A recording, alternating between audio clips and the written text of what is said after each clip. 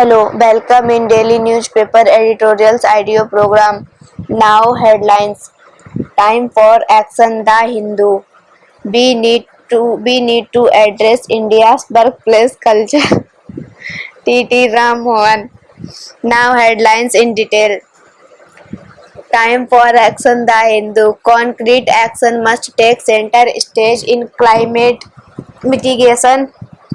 Next week will be that time of the year when countries get into a huddle for the annual 2 weeks climate conference in Azerbaijan capital Baku to fine-tune global action on human-caused global warming to have any change at keeping global temperatures from exceeding 1.5 degrees Celsius of pre-industrial levels. Multiple scientific assessments have said that greenhouse gas emissions must peak before 2025 at the latest and decline 43% by 2030. However, summing up all the collective commitments by countries to reduce their greenhouse gas emissions would lead to only a 2.6% decrease in global greenhouse gas emissions by 2030 compared to 2019 levels. Save for 2020, the year of the COVID-19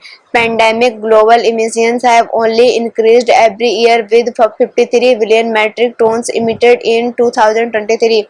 Given that most rich countries are loath to make compromise on their lifestyle and poorer developing countries aspire to be rich, the only practical solution envisaged it is that the developing countries grow rich while issuing the proper fossil fuel-led trajectory. However, the cost that these entail of shifting to cleaner but land-intensive that relatively expensive renewable source remain the proverbial bone of contention.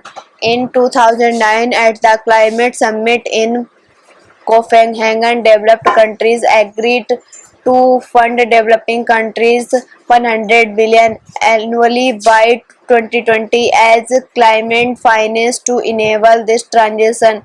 Though it is the United Nations that is supported to ratify this, if these finance goals have been met, a lack of clarity on the definition of climate finance and delays in the financial crediting system have led to considerable angst among developing countries that these goals have been far from met. The Paris Agreement of 2016 requires that countries decide on a new collective quantified goal (NCQG) before 2025 with the 100 billion as a base value. Then there is also quibble from the developed world that major emitters such as China and India, which are large economies and major polluters, must also contribute. It is widely expected that this NCQG will be a major point of discussion at Baku.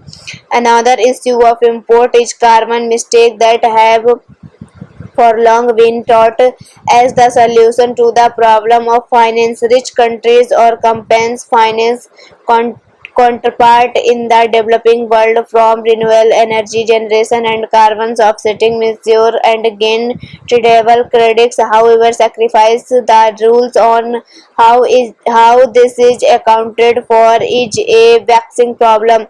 The hallmark of climate negotiation is that they are areas of gladiators legless where the stated goal to reducing emissions seem to stretch further beyond reach. It is time had concrete action takes center stage. We need to address India's workplace culture. If we are to address the worst excess of India's corporate culture, some form of regulation seems unavoidable. T.T. Raman, former professor at IIM Ahmedabad. In September, the mother of Anna Sebastian, the young chartered accountant who passed away in July electively due to work stress said they saw we have received freedom in 1947 but our children are still working like slaves. Her accused cry goes to the head of the issue of workplace culture in India's corporate world. The inquiry report of the Ministry of Labour promised within 10 days is still awaited. The corporate world has chosen to remain largely silent on the tragedy part corporate leader would dare to point fingers at others when the position at his own firm is not very different. Toxic work culture. The issue is not just long hours or having to put in extra effort to meet a deadline. Employees will gladly slow it out if they are shown respect, appreciate, and feel they are treated firmly from all accounts. Much of corporate India falls on every count. Toxic work culture is pervasive in India's private sector. Long hours flow directly from a focus on the bottom line that comes at the expense of employees' well-being. The management employs two people where from are required. It seeks to motivate the two employees by giving them the wage of three, thus saving on one employee's impressing jargon has been created to justify the exploitation of employees and inhuman work hours, meeting stiff target against heavy odds in organization straight. There is variable pay to promote a performance culture that translate into a higher stock prime grade for top management that corners most of the stock options. There is a bell curve that identifies super performance as well as underperformance. There are stress management workshops to deal with the burnout that ensues. Management does not stop to ask itself why it is creating so much stress for employees in the first place. Long hours and employees burnout are typical of the corporate culture of the US but not of Europe. France has it 35 hours for 35 hours work week. In the rest of Europe that the norm is about 40 hours. European firm lack competitiveness.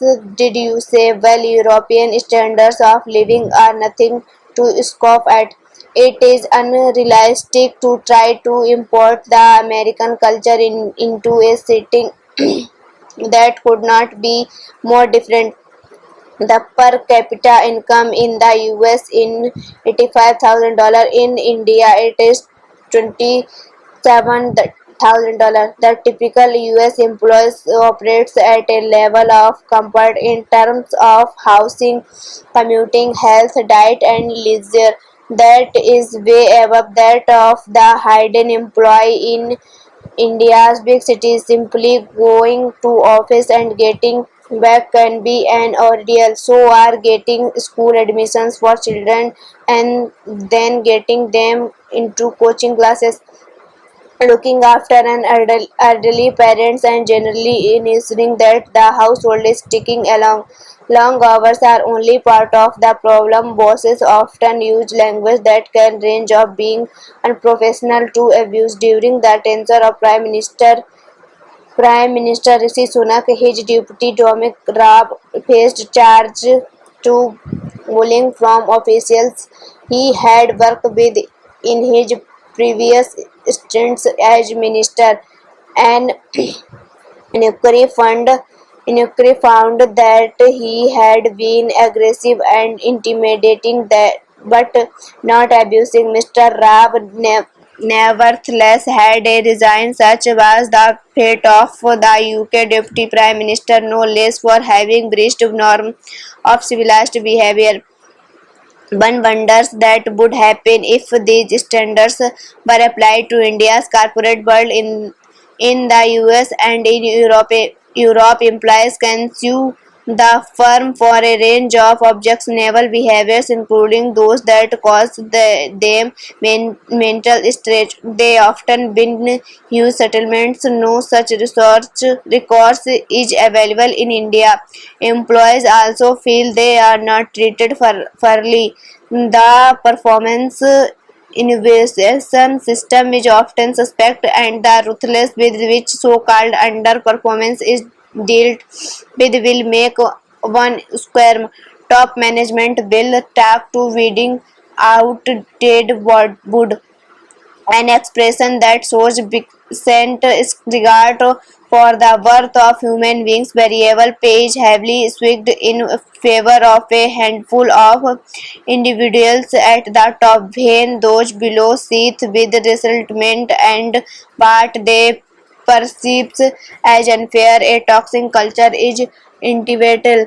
Many public sector firms have a much better work culture. Employees may not get huge reward, but they have job security. Unions act as a check on the ability ways to top management. Inequality in pay is however as glaring as in the private sector. Officers at the middle and seniors levels put in long hours. People have their grievance, but complaints about a toxic work culture are rarer. Time to remedy matters. How do we remedy matters? Corporate can be expected to be respond along predictable lines. There will be affirmations of course value, a new code of conduct for management programs to address the work-life balance, more town hall meeting with employees. If these could make a difference, we should not be having a problem in first instance. The board of directors would be paying attention to the company's work culture, providing recourse and indicating corrective measures. Alas, boards that tend to be even more disconnected from reality than the management. Moreover, they lack of initiatives or the motivation to challenge management. If we are to address the worst excesses of India's corporate culture, some from of regulation seems, and whatever regulation may get boards to assume responsibility for the work culture, engage with employees at lower levels and get a sense of what's going on. The Nirvaya episode caused a paradigm shift on the issue of women's safety. One hopes that substance ultimately demised will likewise turn out to be a defining moment for India's workplace culture. Thank you.